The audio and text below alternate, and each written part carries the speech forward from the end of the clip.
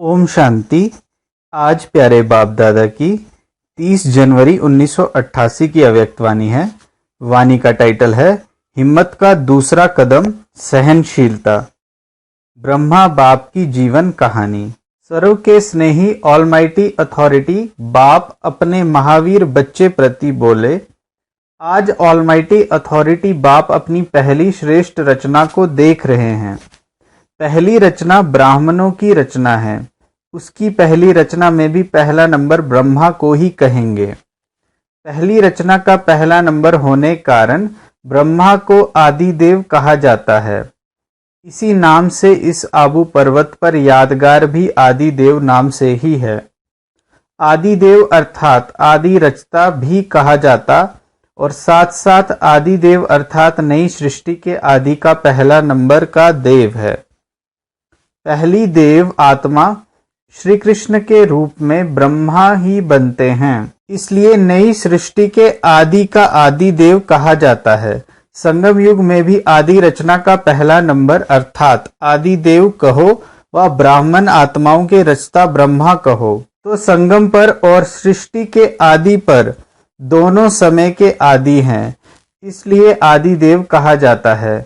ब्रह्मा ही आदि कर्मातीत फरिश्ता बनता है।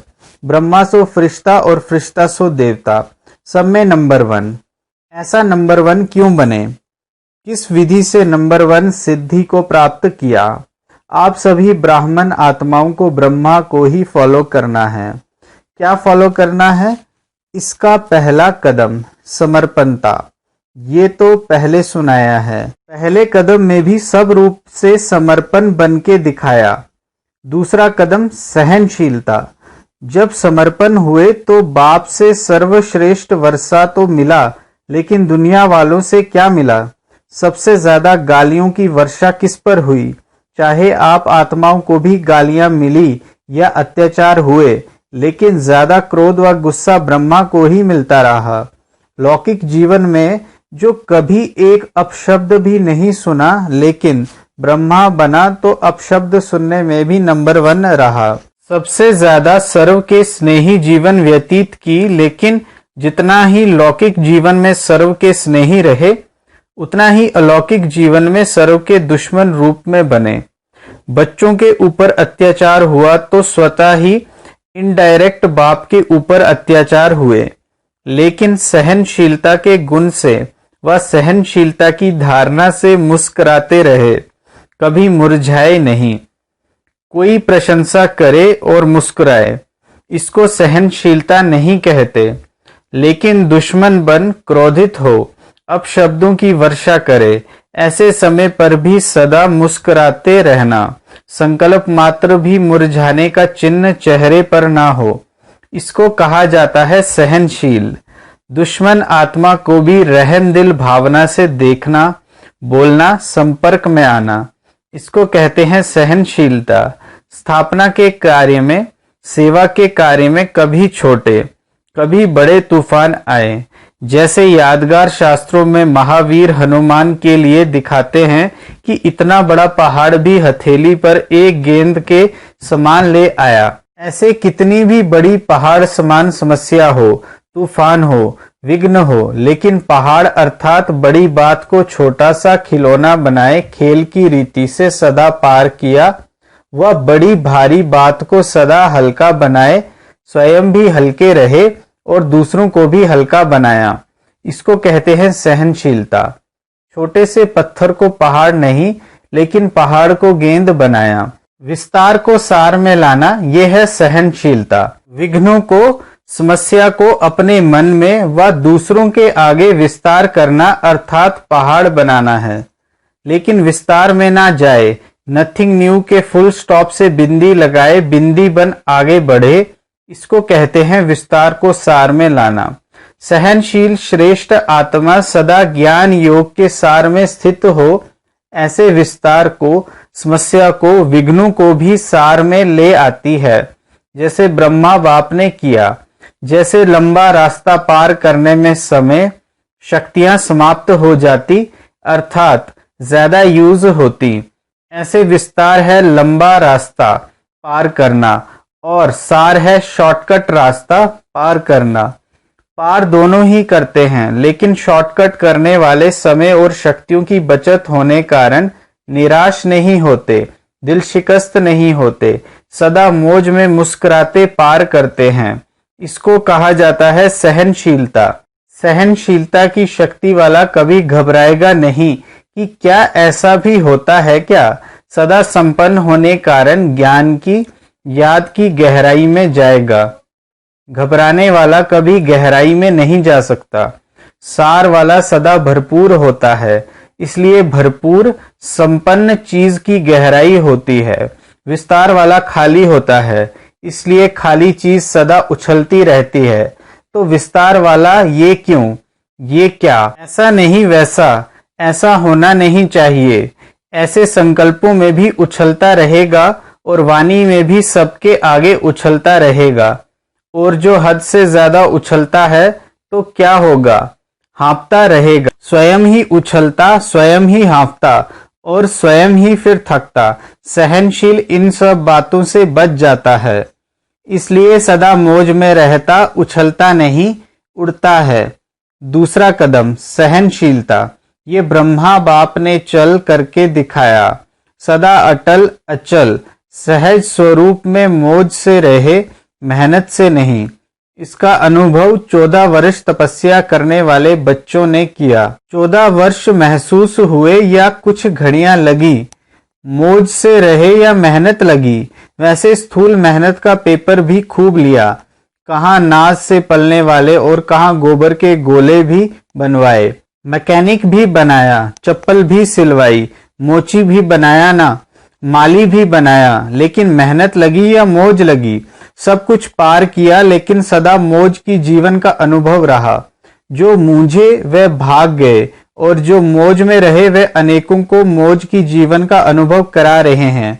अभी भी अगर वही 14 वर्ष रिपीट करें तो पसंद है ना। अभी तो सेंटर पर अगर थोड़ा सा स्थूल काम भी करना पड़ता तो सोचते हैं, इसीलिए संन्यास किया। क्या हम इस काम के लिए हैं? मौज से जीवन जीना, इसको ही ब्राह्मण जीवन कहा जाता है। चाहे स्थूल साधारण काम हो, चाहे हजारों की सभा बीच स्टेज पर स्पीच करनी हो, दोनों मौज से करें। इसको कहा जाता मौज की जीवन जीना। मूंझे नहीं। हमने तो समझा नहीं था कि सरेंडर होना अर्थात ये सब करना होगा। मैं तो टीचर बनकर आई हूँ, स्थूल काम करने के लिए थोड़े ही संन्यास किया है। क्या यही ब्रह्मा कुमारी जीवन होती है? इसको कहते हैं मूंझने वाली जीवन। ब्रह्मा कुमारी बनना अर्थात दिल की मौज में रहना, न कि स्थूल मौजों में रहना। दिल की मौज से किसी भी परिस्थिति में, किसी भी कार्य में मूंझने को मौज में बदल देंगे। और दिल के मूंझने वाले श्रेष्ठ साधन होते भी, स्पष्ट बात होते भी, सदा स्वयं मूंझे हुए होने के कारण स्पष्ट बात को भी मूंझा देगा। अच्छे साधन होते हुए भी साधनों से मौज नहीं ले सकेंगे। ये कैसे होगा? ऐसा नहीं ऐसा होगा। इसमें खुद भी मूंझेगा, दूसरे को भी मूंझा देगा। जैसे कहते हैं ना, सूत मूंझ जाता है तो मुश्किल ही सुधरता है। अच्छी बात में भी मूंझेगा तो घबराने वाली बात में भी मूंझेगा, क्योंकि वृत्ति मूंझी हुई है। मन मूंझा हुआ है तो स्वतः ही वृत्ति का प्रभाव दृष्टि पर, और दृष्टि के कारण सृष्टि भी मूंझी हुई दिखाई देगी। ब्रह्मा कुमारी जीवन अर्थात ब्रह्मा बाप समान मौज की जीवन, लेकिन इसका आधार है सहनशीलता। तो सहनशीलता की इतनी विशेषता है, इसी विशेषता के कारण ब्रह्मा बाप सदा अटल अचल रहे। 2 प्रकार के सहनशीलता के पेपर सुनाए। पहला पेपर लोगों द्वारा अपशब्द व अत्याचार। दूसरा यज्ञ की स्थापना में भिन्न भिन्न आए हुए विघ्न। तीसरा कोई ब्राह्मण बच्चों द्वारा भी ट्रेटर होना व छोटी मोटी बातों में असंतुष्टता का सामना करना। लेकिन इसमें भी सदा असंतुष्ट को संतुष्ट करने की भावना से परवश समझ, सदा कल्याण की भावना से, सहनशीलता की साइलेंस पावर से हर एक को आगे बढ़ाया। सामना करने वाले को भी मधुरता और शुभ भावना, शुभ कामना से सहनशीलता का पाठ पढ़ाया। जो आज सामना करता और कल क्षमा मांगता, उनके मुख से भी यही बोल निकलते, बाबा तो बाबा है। इसको कहा जाता है सहनशीलता द्वारा फेल को भी पास बनाए विघ्न को पास करना। तो दूसरा कदम सुना किस लिए, कदम पर कदम रखो, इसको कहा जाता है फॉलो फादर अर्थात बाप समान बनना। बनना है या सिर्फ दूर से देखना है? बहादुर होना। पंजाब और महाराष्ट्र दोनों ही बहादुर हो, सब बहादुर हैं। देश विदेश के सभी अपने को महावीर कहते हैं। किसी को भी प्यादा कहा तो मानेगा। इससे सिद्ध है कि सभी अपने को महावीर समझते हैं। महावीर अर्थात बाप समान बनना, समझा? अच्छा, देश विदेश के सर्व बाप समान सदा बुद्धि से समर्पित आत्माओं को सदा हर परिस्थिति में हर व्यक्ति से सहनशील बनकर हर बड़ी बात को छोटा कर सहज पार करने वाले, सदा विस्तार को सार रूप में सार में लाने वाले, सदा ब्राह्मण जीवन मौज की जीवन जीने वाले, ऐसे बाप समान बनने वाले महावीर श्रेष्ठ आत्माओं को बाप दादा का समान भव की स्नेह संपन्न याद प्यार और नमस्ते। हम रूहानी बच्चों की रूहानी प्यारे बाप दादा को याद प्यार और नमस्ते। पार्टियों से मुलाकात, कुमारों से। पहली पॉइंट, कुमारों की विशेषता क्या है? कुमार जीवन श्रेष्ठ जीवन है क्योंकि पवित्र जीवन है, और जहाँ पवित्रता है वहाँ महानता है। कुमार अर्थात शक्तिशाली, जो संकल्प करे वह कर सकते हैं। कुमार अर्थात सदा बंधन मुक्त बनने और बनाने वाले। ऐसी विशेषताएं हैं ना, जो संकल्प करो वही कर्म में ला सकते हो। स्वयं भी पवित्र रह औरों को भी पवित्र रहने का महत्व बता सकते हो।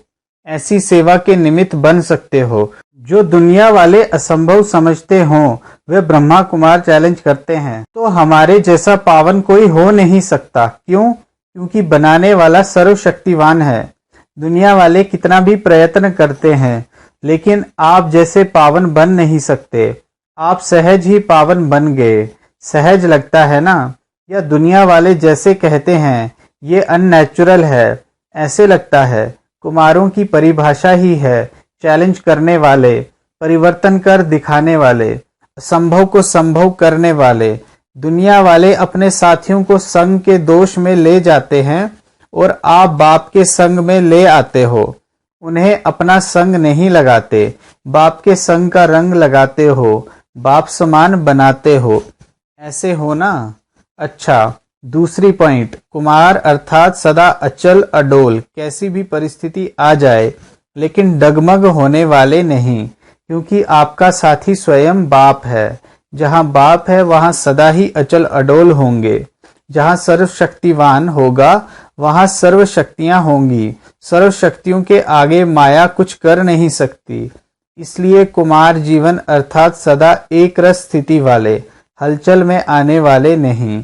जो हलचल में आता है वह अविनाशी राज्य भाग्य भी नहीं पा सकता। थोड़ा सा सुख मिल जाएगा लेकिन सदा का नहीं। इसलिए कुमार जीवन अर्थात सदा अचल एक रस स्थिति में स्थित रहने वाले। तो एक रस स्थिति रहती है या दूसरे रसों में बुद्धि जाती है? सब रस एक बाप द्वारा अनुभव करने वाले, इसको कहते हैं एक रस अर्थात अचल अडोल। ऐसा एक रस स्थिति वाला बच्चा ही बाप को प्यारा लगता है। तो यही सदा याद रखना कि हम अचल अडोल आत्माएं एक रस स्थिति में रहने वाली हैं। माताओं से। पहली पॉइंट, माताओं के लिए बाप दादा ने सहज मार्ग कौन सा बताया है जिससे सहज ही बाप की याद का अनुभव कर सको, मेहनत ना करनी पड़े। याद को भी सहज बनाने का साधन क्या है? दिल से कहो मेरा बाबा। जहाँ मेरा कहते हो वहाँ सहज याद आती है। सारे दिन में जो मेरा है वही याद आता है ना। कोई भी मेरा हो, चाहे व्यक्ति चाहे वस्तु, जहाँ मेरापन होगा वही याद आएगा। ऐसे यदि बाप को मेरा कहते हो, मेरा समझते हो तो बाप की याद आएगी। तो बाप को याद करने का सहज तरीका है दिल से कहो मेरा बाबा। सिर्फ मुख से मेरा मेरा नहीं करना, अधिकार से कहना। यही सहज पुरुषार्थ कर आगे बढ़ते चलो। सदा ही इस विधि से सहज योगी बनो। मेरा कहो और बाप के खजानों के मालिक बनो। दूसरी पॉइंट, माताएं सदा अपने को पद्मा पदम भाग्यवान समझती हो। घर बैठे बाप मिला तो कितना बड़ा भाग्य है। दुनिया वाले बाप को ढूंढने के लिए निकलते हैं और आपको घर बैठे मिल गया तो इतना बड़ा भाग्य प्राप्त होगा, ऐसे कभी संकल्प में भी सोचा था? ये जो गायन है, घर बैठे भगवान मिला, ये किसके लिए है? आपके लिए है ना। तो इसी श्रेष्ठ भाग्य को स्मृति में रख आगे बढ़ते चलो। वाह मेरा श्रेष्ठ भाग्य, ये खुशी के गीत गाते रहो, खुशी के झूले में झूलते रहो, खुशी में नाचो गाओ। तीसरी पॉइंट, शक्तियों को सदा कौन सी खुशी रहती है? सदा बाप के साथ कंबाइंड हूँ। शिव शक्ति का अर्थ ही है कंबाइंड। बाप और आप दोनों का मिलाकर कहते हैं शिव शक्ति। तो जो कंबाइंड है उसे कोई अलग नहीं कर सकता, ऐसी खुशी रहती है। निर्बल आत्मा को बाप ने शक्ति बना दिया। तो यही सदा याद रखो कि हम कंबाइंड रहने के अधिकारी बन गए। पहले ढूंढने वाले थे और अभी साथ रहने वाले हैं। ये नशा सदा रहे। कितना भी माया कोशिश करे, लेकिन शिव शक्ति के आगे माया कुछ कर नहीं सकती। अलग रहते हो तो माया आती है, कंबाइंड रहो तो माया आ नहीं सकती।